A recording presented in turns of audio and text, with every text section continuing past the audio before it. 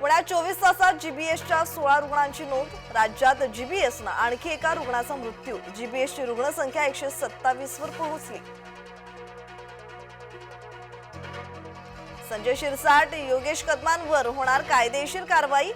अक्षय शिंदे प्रकरणात वक्तव्य करणं येणार अंगलट। अक्षय शिंदेच्या वकिलांची शिरसाट आणि कदमांना नोटीस।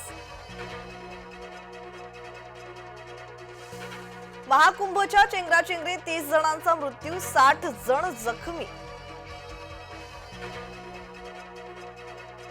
मराठ्यांशी बोलून उपोषणाबाबत निर्णय घेणार, मनोज जरांगेंचं वक्तव्य। मुख्यमंत्री फडणवीसांवरही केली टीका।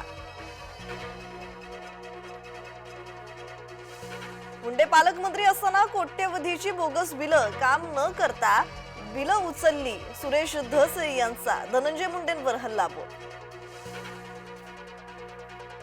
घाटकोपरमध्ये 12 बांगलादेशींना अटक, किरीट सोमय्या यांनी ट्विट करत दिली माहिती।